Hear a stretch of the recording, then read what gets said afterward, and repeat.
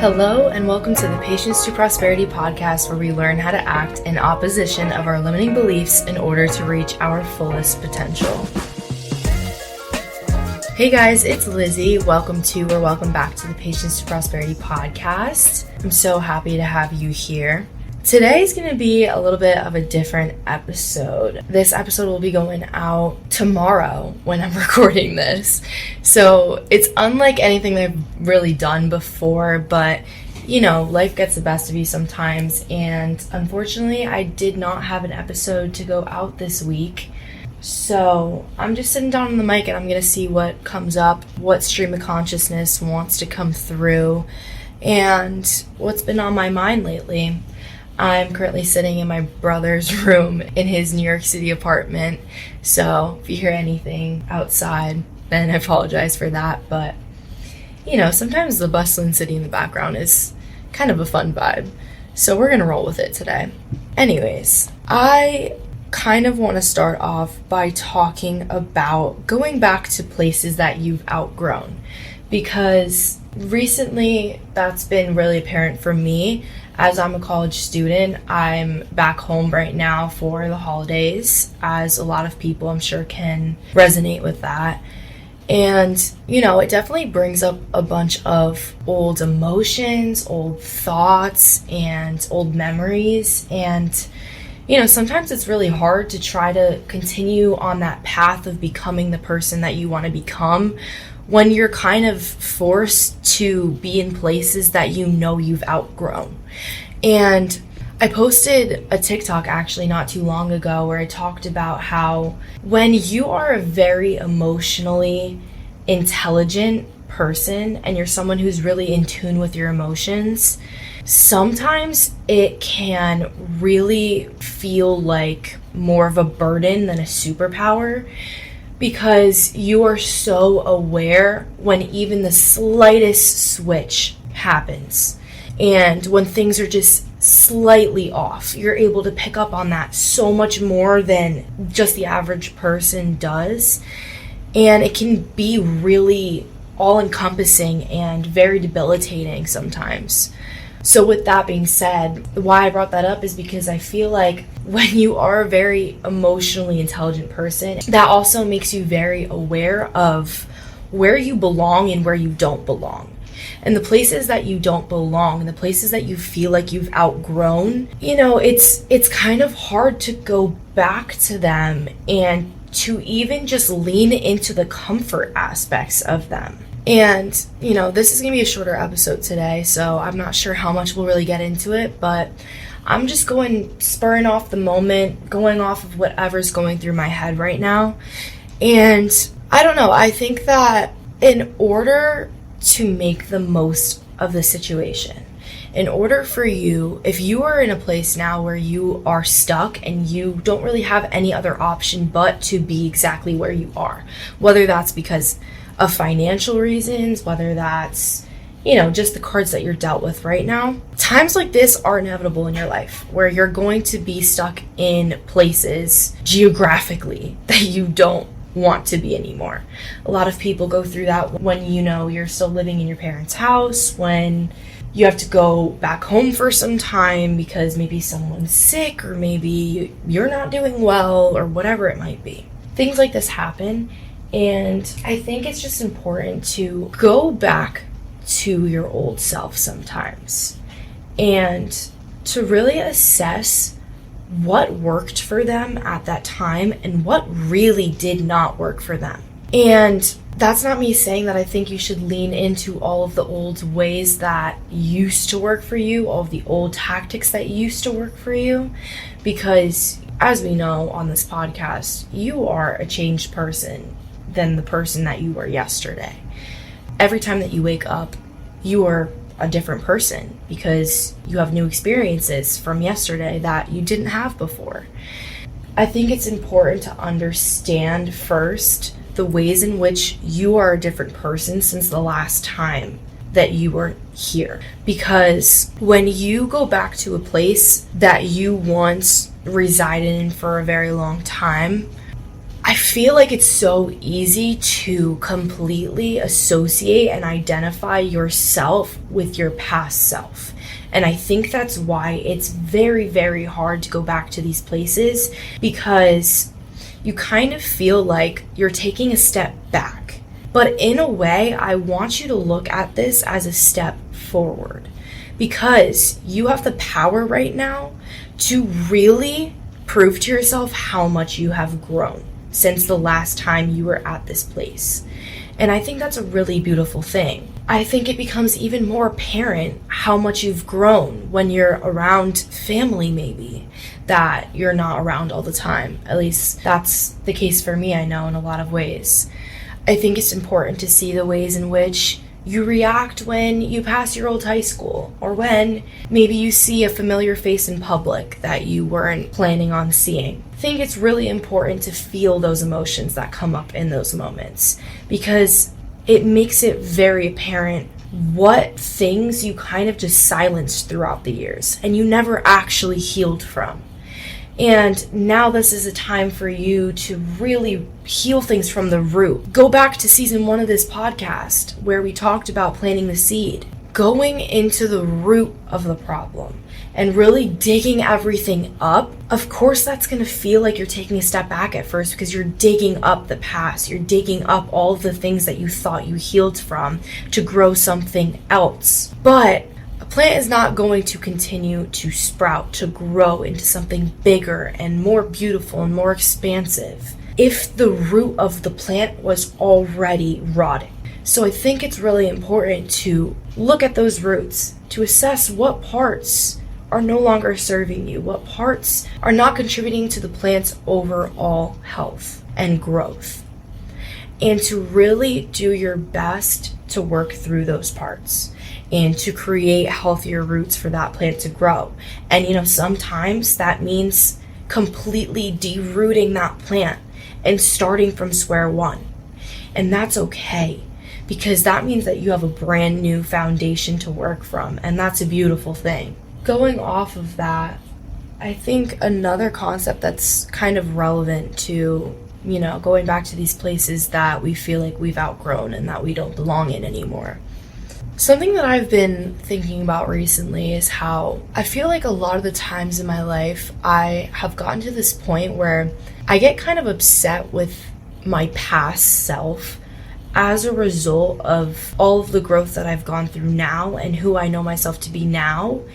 And it sort of gives me like this embarrassment for my past self and for the people that, know the person that I once was, but don't know who I currently am. And sometimes I kind of just wish that they knew me now instead of who they knew me to be back then. And I think it's really important to take notice to that mindset and to shift gears a little bit. So instead of, thinking, oh, you don't know me, think you don't get to know me. These people don't get to know you anymore because you have grown so much as a result of them being out of your life. That just proves how much they were not meant to be in your life for the long run. They don't get to know this version of you. They are not worthy. They are not deserving of being loved by this version of you. And that past version of you maybe worked for a little bit while these people were in your life, because that past version of you didn't know how to love yourself. That past version of you didn't know how worthy you are of the utmost, purest love there is out there. That past version of you didn't understand how much you were missing out on the real you, rather than how much other people are missing out on this current version of you. You are not put on this earth to please other people. You're put on this earth to understand yourself deeper and to love yourself deeper and to know yourself deeper. And to love yourself is to know and understand yourself. I really truly think that our life's purpose is to love and to be loved.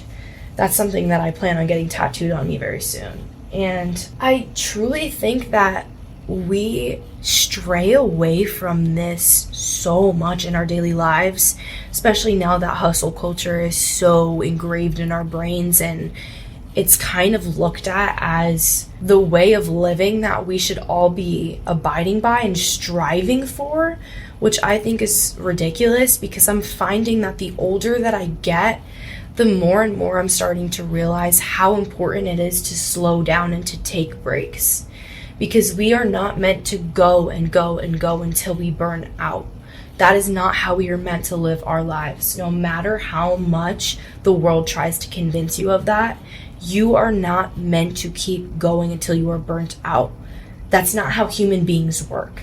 It's just not. With burnout, I think it becomes really hard to take pride in your accomplishments and to truly understand how much progress that you've made and actually, become consciously aware of how much progress that you've made.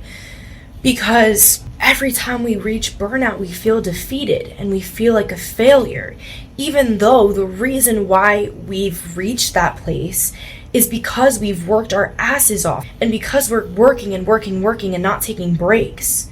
So actually, burnout should be seen as, I've been doing so much and I have not given myself any grace for it. I haven't taken any pride in that, and I haven't even thought about how much work I've been putting myself through. So maybe every time we reach burnout, it's just a rite of passage for us to slow the fuck down and to assess all of the progress that we've made in our life thus far.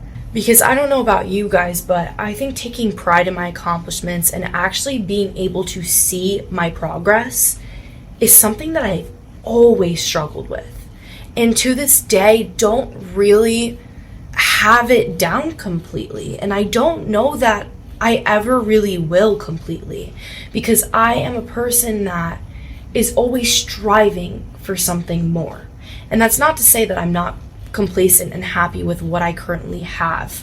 But I think that when you see some sort of potential in yourself and when you see what creative fulfillment is able to do for you and how it fulfills you like no other thing has in your life, you want to keep creating. You want to keep doing things. I get so overwhelmed sometimes because I'll just be sitting down scrolling on my phone and I'm thinking, I want to do 50 million different crafts. I want to start sewing. I want to start crocheting. I want to start painting and watercoloring and, making gifts for people, making handmade gifts for people just 'cause, and all these different things. There's so many little things that I want to do that it actually overwhelms me and makes me stagnant because I don't even know where to start.